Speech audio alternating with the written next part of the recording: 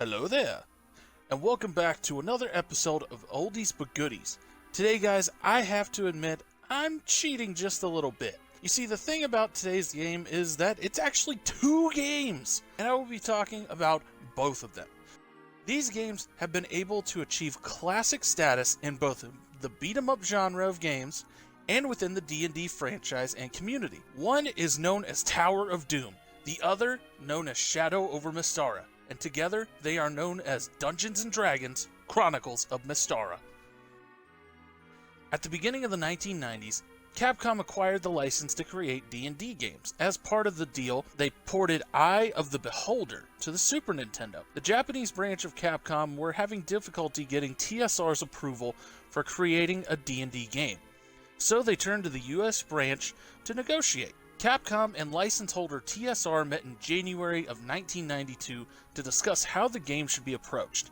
They decided to write the game's story first and build the game around the story. Most of the staff at Capcom USA were not familiar with D&D rules and lore, so assistant James Goddard turned to D&D enthusiast Alex Jimenez. Some of Jimenez's inspirations for the beat-em-up style came from Golden Axe, another personal favorite of mine and probably future Oldies but Goodies episode. There was debate between Capcom and SSI on whether to make the game Asian themed or Western themed, which Jimenez himself managed to resolve. Jimenez supplied concept art for the characters, and one of his biggest difficulties was trying to help the Japanese developers grasp the D&D elements. Originally, the game was supposed to only have 2 buttons in the arcade controls, but 2 more were needed to cater for the inventory system. I cannot imagine trying to play Tower of Doom or Shadow over Mystara with only 2 buttons.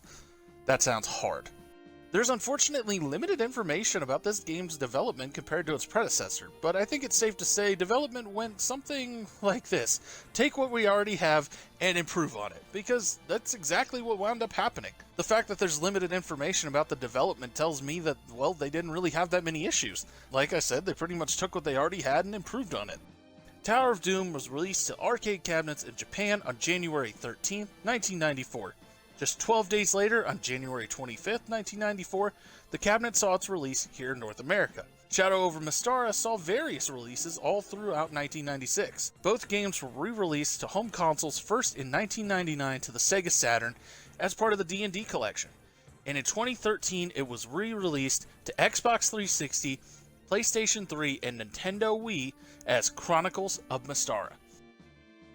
So my personal connection to Chronicles of Mystara goes a little something like this. Essentially, it is both shallow and deep. Allow me to explain. I didn't find out about the game until years after its 2013 release, and I found out about it through one of my favorite YouTubers, Pro Jared, where he did a review for Tower of Doom. He also talked a little bit about Shadow over Mystara, but his main focus was Tower of Doom, and it looked awesome. His review really made me want to try it. And thankfully, at the end of the review, he talked about the 2013 release, so I went and bought it. And I liked it well enough, but after about 2 playthroughs, I kind of just stopped playing it for a while. That wasn't until some time back. I had bought my son a Sega Genesis Classic, and me and him, as well as him and the other kids, had a blast playing on it. We all especially loved the Golden Axe series, and after a while, I was looking to play more games with the kiddos. And among a few other games like Fortnite and the Marvel Ultimate Alliance games, I rediscovered Chronicles of Mystara, and we all loved it. This game has been a staple in my library ever since, and myself as well as the kids have played it multiple times. Now, as many repeat viewers of this show will know, I often ask the question, is this game part of a series, and how does it compare to other games in the series? Well, in this unique case, the game itself is the series. As previously stated, Chronicles of Mystara is 2 games in 1. But if I had to pick one of the packaged games over the other, it would definitely be Shadow over Mystara. It came out sometime after Tower of Doom, as previously discussed, about 2 years after, took all the positive aspects of that game and improved on them with slightly improved graphics and story. More characters with alternate costumes for each other so 2 people can be the same character. More spells, better combat, the list goes on and on and on. They just made their already awesome game 10 times better. The controls for both games are surprisingly smooth and quite frankly a little complicated. I would liken it to a fighting game or like Fortnite. They use up every button on the controller and then some. You have basic attacks and complicated button combos for spells and items, as well as heavier attacks. Some buttons even do multiple things. It is difficult to fully explain them. You will just have to play it for yourself to fully understand.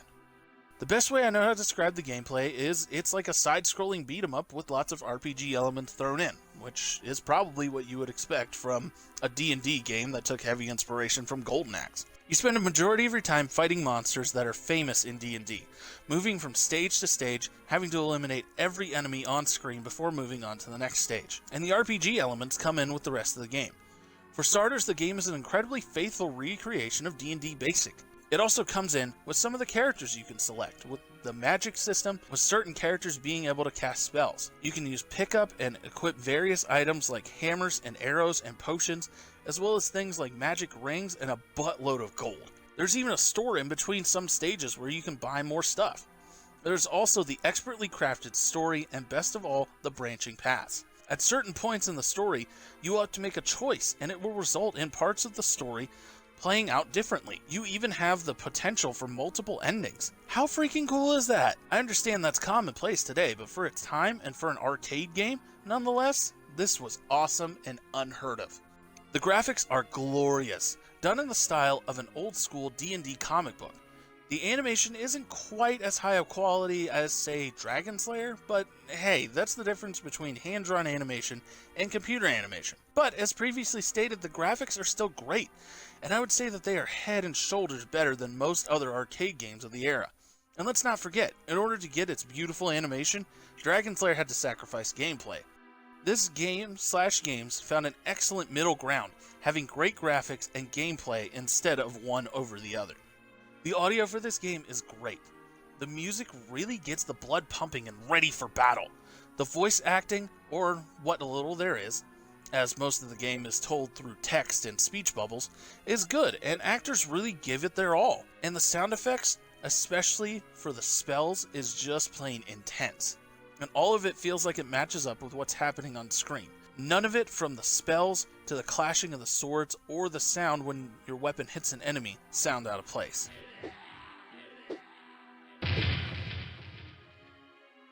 Interesting fact, Jimenez, the D&D expert who helped them with the game, later translated Tower of Doom into an actual D&D campaign and had his game group play it with him as the DM. I just thought that was interesting.